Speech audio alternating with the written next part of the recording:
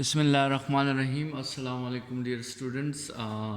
Lecture number 6 मेरे ख़्याल में है और आज हम अपने लेक्चर में जो है वही एमडी कैट जो फ़िज़िक्स का पोर्शन था उसके एमसीक्यूज़ को आगे बढ़ाएंगे।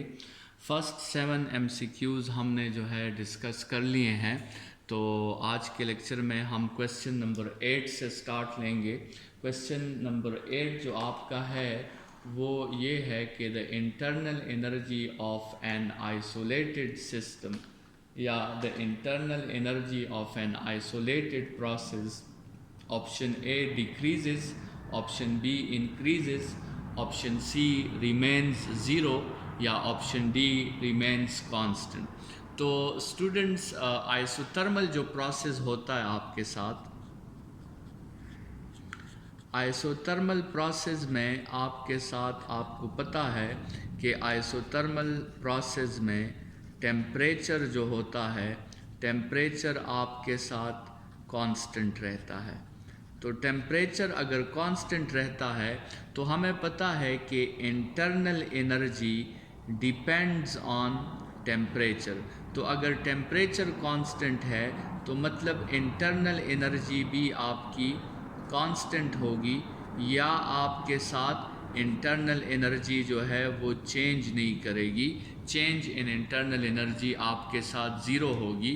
And according to first law of thermodynamics, ये एक ऐसा प्रोसेस है जिसमें हीट एनर्जी कंप्लीटली कन्वर्ट हो जाती है वर्क में, और इसी स्टेटमेंट को हमने लिमिटेशन ऑफ फर्स्ट लॉ कहा था, क्योंकि ये स्टेटमेंट फिर सेकेंड लॉ के ख़िलाफ़ है। ठीक है, तो this was the limitation of first law. लेकिन बहरहाल हमारा इसमें करेक्ट ऑप्शन होगा कि आइसोथर्मल प्रोसेस में जिसमें टेम्परेचर कांस्टेंट रहता है तो इंटरनल एनर्जी भी आइसोथर्मल प्रोसेस में कांस्टेंट रहेगी, और ऑप्शन नंबर डी हमारा है आइसोथर्मल प्रोसेस में इंटरनल एनर्जी चेंज नहीं करेगी, वो कांस्टेंट रहेगी। तो करेक्ट ऑप्शन क्वेश्चन नंबर 8 में ऑप्शन नंबर डी है स्टूडेंट्स। अच्छा, क्वेश्चन नंबर 9 जो है उसकी स्टेटमेंट ये है कि if a potential at a point 1 meter from a charge is 1 volt, then what is a potential at a point which is 2 meter from the same charge? Students, एक charge है और उसके 1 मीटर के फासले पर एक पॉइंट है, और उस पॉइंट पर लेट सपोज उस पॉइंट को हम ए नाम दे देते हैं, तो उस पॉइंट पे पोटेंशियल 1 वोल्ट है। आपसे वो पूछ रहे हैं कि अगर हम उससे 2 मीटर्स के फासले पे खड़े हो जाए एक दूसरे पॉइंट पे जिसको हम बी नाम दे दें, तो उस पॉइंट पे पोटेंशियल क्या होगा। तो स्टूडेंट, सिंपल आपके साथ प्रोपोर्शनैलिटी का क्वेश्चन है। पोटेंशियल का फॉर्मूला होता है KQ/R। ठीक है, सो इसमें Q तो हमने चेंज नहीं किया और K मतलब मीडियम भी हमने चेंज नहीं किया। इसका मतलब you can solve this question by this proportionality that potential is inversely proportional to the radius या to the separation। तो इसका मतलब ये है कि अगर आप रेडियस को डबल कर दोगे तो आपके साथ पोटेंशियल जो होगा वो हाफ हो जाएगा। अगर न्यू रेडियस डबल हो गया है तो न्यू पोटेंशियल आपके साथ हाफ हो जाएगा, क्योंकि ये प्रोपोर्शनैलिटी जो है ये इन्वर्स प्रोपोर्शनैलिटी है और सिंपल इन्वर्स प्रोपोर्शनैलिटी है। स्टूडेंट्स, इस डोमेन में ये याद रखें कि अगर आपको वर्डिंग्स में इक्वी पोटेंशियल का जिक्र कहीं पे आया हो, इक्वी पोटेंशियल का फ़र्ज़ करें वो कह दें कि एक पॉइंट है जो इक्विपोटेंशियल लाइन पे है या इक्विपोटेंशियल सरफेस पे है, तो फिर स्टूडेंट्स याद रखें कि फिर आपके साथ पोटेंशियल्स जो होंगे उन सब लाइन पर, उन सब सरफेस पर फिर पोटेंशियल्स आपके साथ सेम होंगे, फिर वो चेंज नहीं करेंगे। तो ये बात जहन में रखें। लेकिन फ़िलहाल यहाँ पे कोई ऐसा जिक्र जो है हमारे साथ मौजूद नहीं था। क्वेश्चन नंबर 10 जो है उसकी तरफ बढ़ते हैं, और क्वेश्चन नंबर 10 कहता है कि the value of electric intensity will due to the presence of dielectric constant. Students, let's suppose आपके साथ एक रीजन है और उस रीजन में आपके साथ वैक्यूम है, तो उस रीजन में अगर आपने इलेक्ट्रिक फील्ड इंटेंसिटी फाइंड करनी है तो उसका फॉर्मूला है 1 divided by 4 pi epsilon naught q by r square. Q वो चार्ज है जिसकी हेल्प से जिसकी आपने इलेक्ट्रिक फील्ड इंटेंसिटी फाइंड करनी है।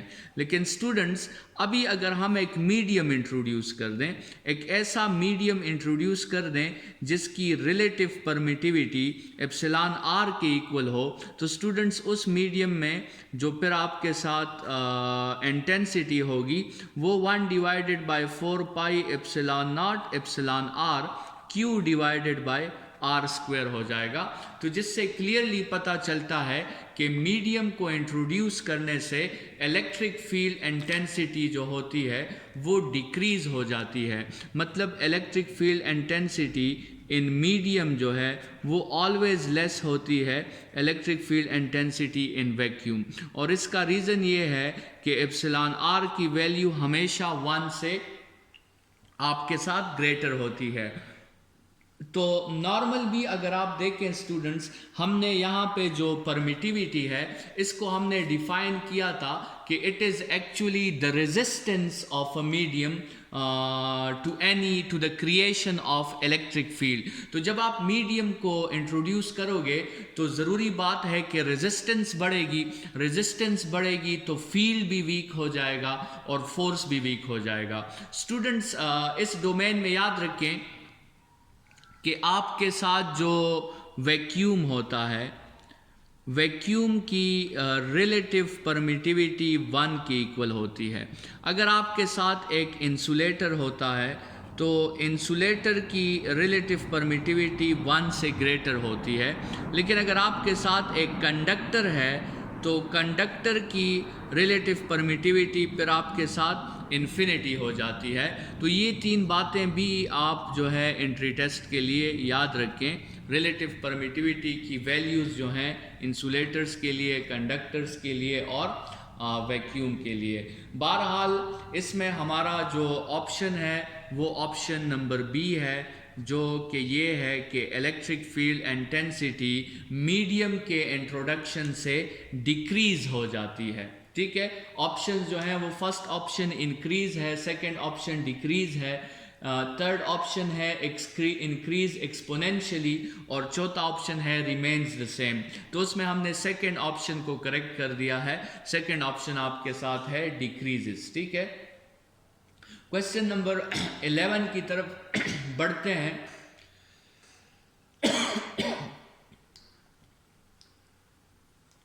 क्वेश्चन नंबर 11 आपका है कि the slope of distance time graph will always be.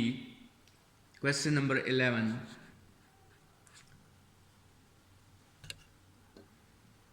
तो डिस्टेंस टाइम ग्राफ है और उसके स्लोप के बारे में क्वेश्चन पूछा गया है। और क्वेश्चन के ऑप्शन जो हैं वो आपके साथ ये है कि the slope of distance time graph is negative, the slope of distance time graph is positive, it is 0 and it is maximum. तो इसका हमने आंसर करना है। तो स्टूडेंट्स, आपको पता है कि डिस्टेंस टाइम ग्राफ जो होता है, अगर हम वाई एक्सिस को डिस्टेंस से रिप्रेजेंट कर दें और एक्स एक्सिस को हम टाइम से रिप्रेजेंट कर दें और हमारे साथ यहाँ पे ग्राफ बन जाए, वो जिस भी तरह का ग्राफ हो, तो स्टूडेंट्स पहले आप ये सोचें कि यहाँ पे अगर हम इस ग्राफ का स्लोप फाइंड करेंगे तो हमें फार्मूला अप्लाई करना होगा rise by run. Rise by run का मतलब हमें राइज डिस्टेंस से शो हुआ है और रन टाइम से शो हुआ है। तो इसका मतलब राइज का बाय रन का मतलब डिस्टेंस बाय टाइम, और डिस्टेंस बाय टाइम से हमें क्या मिलती है, हमें स्पीड मिलती है। मतलब स्टूडेंट्स यहाँ पे जो है वो स्लोप फाइंड करने से हमें स्पीड मिल जाती है। अभी स्टूडेंट्स हमें पता है फिजिक्स में कि speed is a scalar quantity. Speed आपके साथ क्या है, ये एक स्केलर क्वांटिटी है, तो इसका मतलब ये हुआ कि आपके साथ स्पीड हमेशा पॉजिटिव होगी, स्पीड कभी नेगेटिव नहीं हो सकती। तो स्पीड हमेशा पॉजिटिव होगी मींस स्लोप हमेशा पॉजिटिव होगा। तो इसका करेक्ट ऑप्शन जो है वो आपके साथ ऑप्शन नंबर बी है, स्पीड डिस्टेंस टाइम ग्राफ का स्लोप हमेशा पॉजिटिव होगा। स्टूडेंट्स, डिस्टेंस टाइम ग्राफ का स्लोप ऐसे भी बन सकता है, डिस्टेंस टाइम ग्राफ का स्लोप ऐसे भी बन सकता है, डिस्टेंस टाइम ग्राफ का स्लोप ऐसे भी बन सकता है, डिस्टेंस टाइम ग्राफ का स्लोप ऐसे भी बन सकता है। लेकिन स्टूडेंट्स, डिस्टेंस टाइम ग्राफ का स्लोप वापस टाइम एक्सिस की तरफ नहीं आ सकता, क्योंकि अगर ये वापस टाइम एक्सिस की तरफ आना शुरू कर दे, इसका मतलब ये होगा कि स्लोप नेगेटिव हो गया है, और स्केलर क्वांटिटी कभी भी नेगेटिव नहीं होती। अलबत्ता अगर ये ग्राफ आपके साथ डिस्प्लेसमेंट टाइम ग्राफ का होता, ये आपके साथ डिस्प्लेसमेंट टाइम होती, तो डिस्प्लेसमेंट टाइम का ग्राफ ऊपर भी जा सकता है, हॉरिजेंटली भी जा सकता है, और वापस भी नीचे आ सकता है, क्योंकि डिस्प्लेसमेंट टाइम ग्राफ का जो स्लोप होता है वो हमें वेलोसिटी शो करता है, और स्टूडेंट्स वेलोसिटी पॉजिटिव भी हो सकती है और वेलोसिटी आपके साथ नेगेटिव भी हो सकती है। तो ये आपके साथ क्वेश्चन नंबर 11 का जो आंसर था वो ऑप्शन नंबर बी था कि the slope of distance time graph is always positive.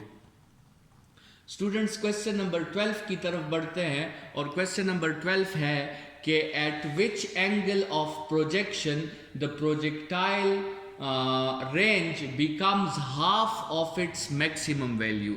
वो कौन सा एंगल है जिस पे प्रोजेक्टाइल का जो रेंज होगा वो उसकी मैक्सिमम वैल्यू के हाफ के इक्वल हो जाएगा। तो ट्राई करते हैं स्टूडेंट्स इस क्वेश्चन को। कंसिडर करें कि आपके साथ जो है एक प्रोजेक्टाइल है, क्वेश्चन नंबर 12 है ये। लेट्स सपोज एक बॉडी है और उसको हम थ्रो करते हैं 45 एंगल से। उस प्रोजेक्टाइल को हमने किस एंगल से थ्रो किया? 45 एंगल से। और 45 एंगल पे आपको पता है कि प्रोजेक्टाइल का रेंज जो होता है वो मैक्सिमम होता है, और वो मैक्सिमम रेंज इक्वल होता है vi² बाय g के इक्वल। ठीक है, अभी वो आपसे पूछ रहे हैं कि हम इसी प्रोजेक्टाइल को किस एंगल से थ्रो करें, इस प्रोजेक्टाइल को हम किस एंगल से थ्रो करें कि इसका जो रेंज है वो उसके मैक्सिमम के हाफ के इक्वल हो, उसका रेंज उसके मैक्सिमम के हाफ के इक्वल हो।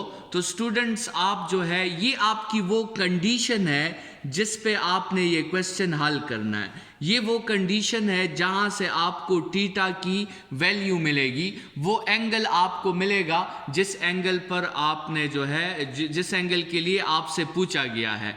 ठीक है, ये वो कंडीशन है कि the range is equal to half of its maximum range, जो आपके क्वेश्चन में क्लियरली बताया गया है कि वो एंगल फाइंड करें जिस पे रेंज जो है मैक्सिमम रेंज के हाफ के इक्वल हो जाए। तो स्टूडेंट्स, आप इस फॉर्मूला में वैल्यूज पुट करें।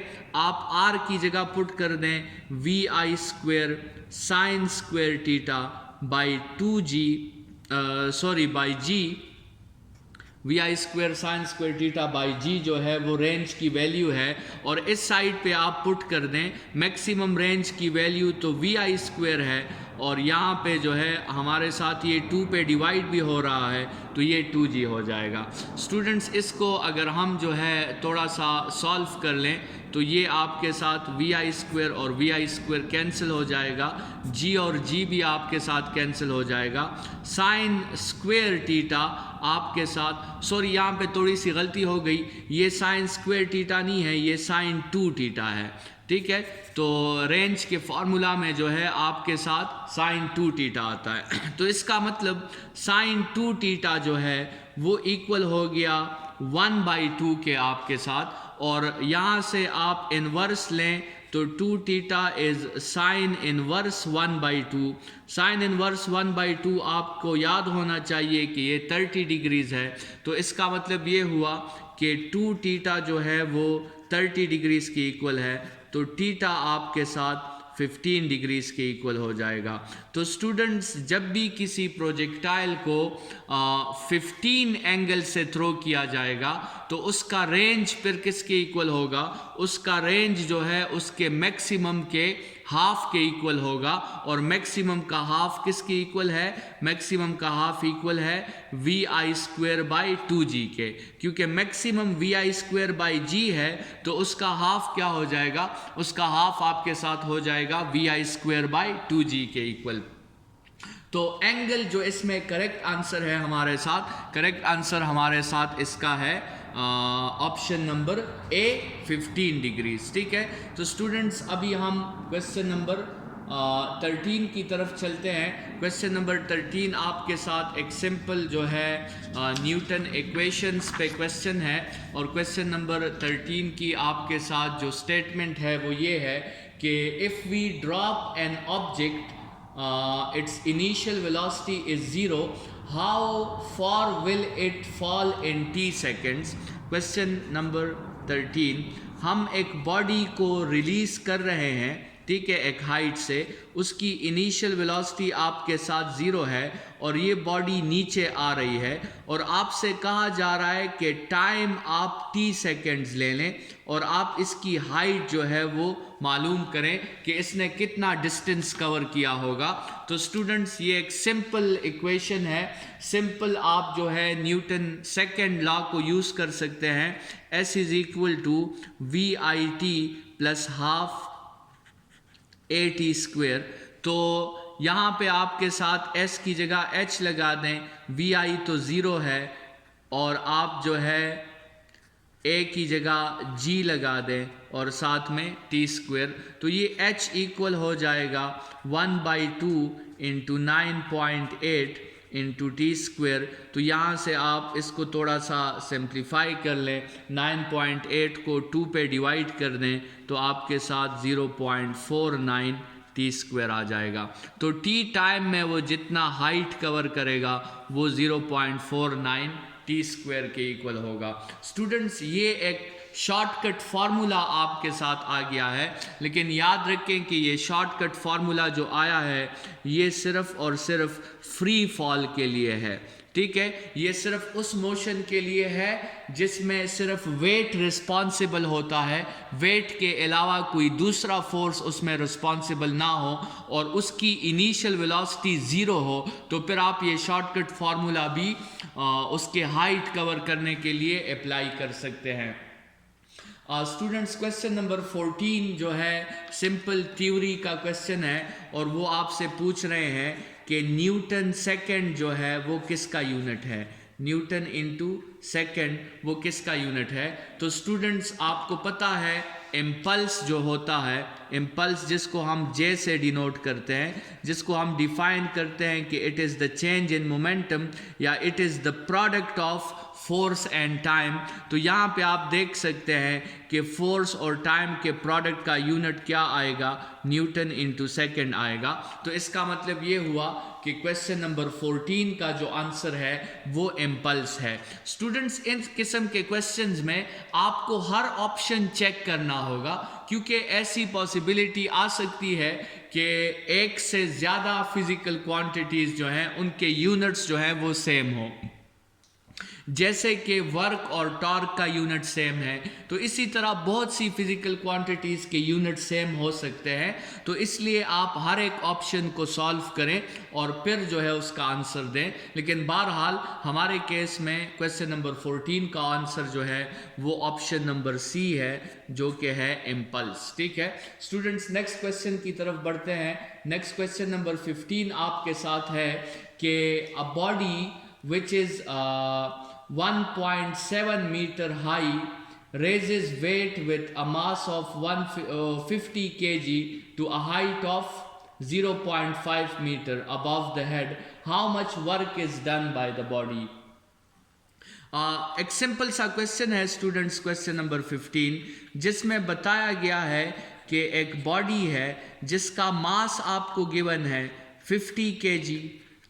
ठीक है, उसकी जो है आपके साथ क्या है, हाइट की वैल्यू गिवन है, हाइट की वैल्यू गिवन है 0.5 मीटर, ठीक है। और साथ में जी की जो वैल्यू है वो तो आप सिंप्लिसिटी के लिए कंसिडर कर लें 10 मीटर पर सेकेंड स्क्वायर। और आपसे वो पूछ रहे हैं कि वर्क कितना हुआ, तो वर्क जो है वो तो यहाँ पे वर्क एनर्जी प्रिंसिपल क्या कहता है, यहाँ पे वर्क एनर्जी प्रिंसिपल कहता है कि the work is converted into potential energy, क्योंकि इस वर्क की वजह से उस बॉडी ने ग्रेविटेशनल फील्ड में एक हाइट कवर कर ली है, तो ये एनर्जी उस बॉडी में स्टोर हो गई है।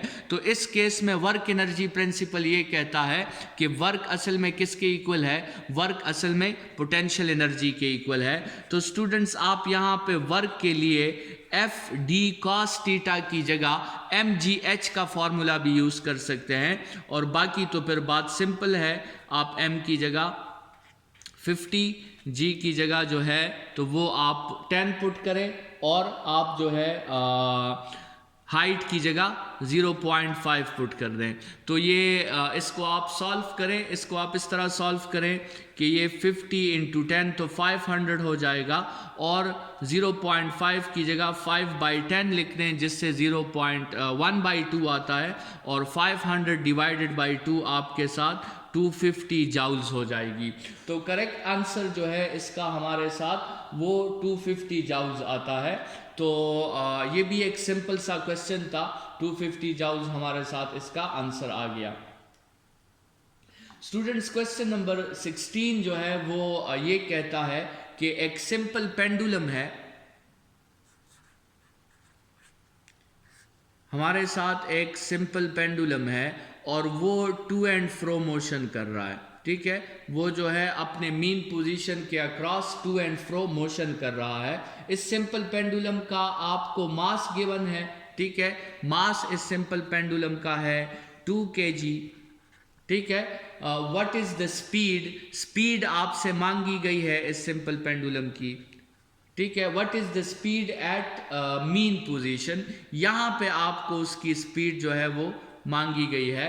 और गिवन डेटा क्या है कि आपको मास गिवन है, और when it is releases from a height of 0.5 metre, जब इसको हम 0.5 मीटर की हाइट से रिलीज कर दें, मतलब ये उसकी हाइट है, जब इस हाइट से 0.5 मीटर की हाइट से जब ये बॉडी यहाँ पे हो, जब हम इसको रिलीज कर दें और ये अपने पोटेंशियल को काइनेटिक में कन्वर्ट करना शुरू कर दें, तो जब ये मीन पोजीशन पे पहुंच जाए तो इस वक्त इसकी जो है स्पीड कितनी होगी। स्टूडेंट्स ये जो क्वेश्चन है ये भी वर्क एनर्जी प्रिंसिपल का क्वेश्चन है, और वर्क एनर्जी प्रिंसिपल इस एग्जांपल में ये कहता है कि आपके साथ पोटेंशियल एनर्जी इस एग्जांपल में कन्वर्ट हो जाती है किसमें, काइनेटिक एनर्जी में। देखें इस हाइट के पोजीशन पे बॉडी में सिर्फ पोटेंशियल एनर्जी थी, लेकिन जब वो नीचे की तरफ मीन पोजीशन की तरफ आ गई तो अब बॉडी की पोटेंशियल एनर्जी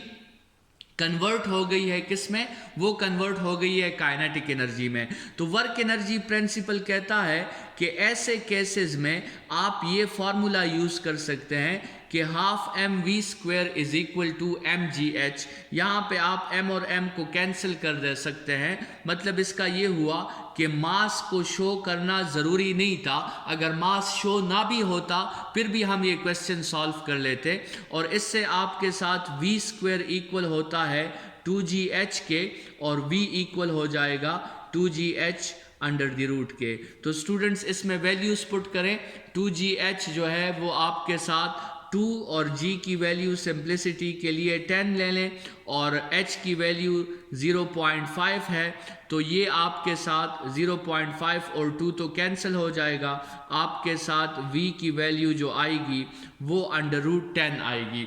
अभी स्टूडेंट्स इस तरह बात है कि √10 तो आप सॉल्व नहीं कर सकती क्योंकि कैलकुलेटर्स आपके साथ अलाउड नहीं है, लेकिन आपको इतना तो पता है कि √9 अगर हो तो उसका आंसर 3 है, तो आप √10 सॉल्व करना चाहती है, तो इसका मतलब ये है कि आप 3 से बड़ी वैल्यू, जो क्लोजेस्ट वैल्यू आपके साथ है 3 से बड़ी वैल्यू, आप उसी को सर्कल कर दें, और वो ऑप्शन आपके साथ ऑप्शन नंबर ए है जो कहता है कि द आंसर इज 3.16। तो इसमें करेक्ट ऑप्शन आपके साथ ऑप्शन नंबर ए है 3.16। स्टूडेंट्स, इसके बाद क्वेश्चन नंबर 17 सिंपल प्रोपोर्शनैलिटी का क्वेश्चन है। When the speed of the car is half by what factor it's kinetic energy decreases. मतलब जब न्यू स्पीड को हम हाफ कर दें तो काइनेटिक एनर्जी पे क्या असर पड़ेगा। तो स्टूडेंट्स, ये तो प्रोपोर्शनैलिटी का सिंपल क्वेश्चन है। काइनेटिक एनर्जी जो है वो इक्वल है हाफ mv² के, और चूंकि क्वेश्चन में सिर्फ स्पीड डिक्रीज की गई है, मास को चेंज नहीं किया गया, मास कांस्टेंट है, तो इसका मतलब काइनेटिक एनर्जी प्रोपोर्शनल हो गया स्पीड के स्क्वायर को। इसका मतलब आप स्पीड हाफ करोगे तो काइनेटिक एनर्जी हाफ नहीं होगी, वो 4 टाइम्स डिक्रीज हो जाएगी। So the kinetic energy will decrease 4 times, जो कि ऑप्शन नंबर बी है आपके साथ। तो 17 में करेक्ट ऑप्शन जो है वो आपके साथ ऑप्शन नंबर बी हो गया।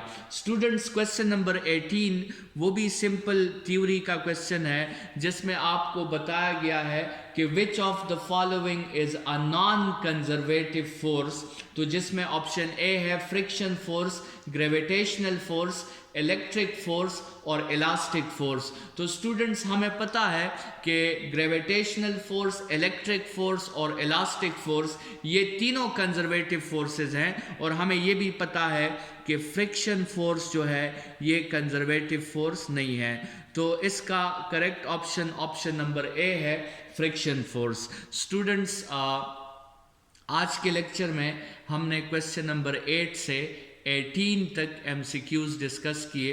इंशाल्लाह नेक्स्ट लेक्चर में हम इसको आगे कंटिन्यू करेंगे। हो सकता है कि और 2 लेक्चर्स हमारे इस पे लग जाएं, ये 40 MCQs कवर हो जाएंगे। इंशाल्लाह नेक्स्ट लेक्चर में आगे बढ़ेंगे। इस लेक्चर के लिए इतना ही। Thank you students.